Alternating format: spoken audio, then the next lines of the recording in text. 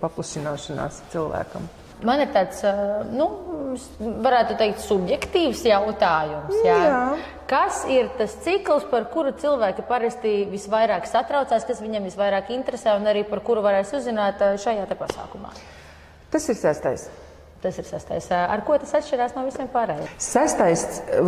Vissvarīgākais cilvēkiem ir 1., kā jau es minēju, kam vajadzētu būt svarīgam, bet visvairāk interesē 6. Kas ir 6.? 6. cikls atbild par naudu, mīlestību un attiecībām. Un šie ir tie jautājumi, par kuriem tev visbiežāk arī klienti uzdod jautājumus, pareizi? Jā.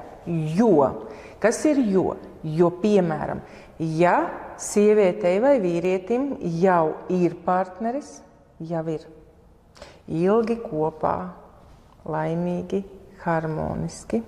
Pareizais esmu.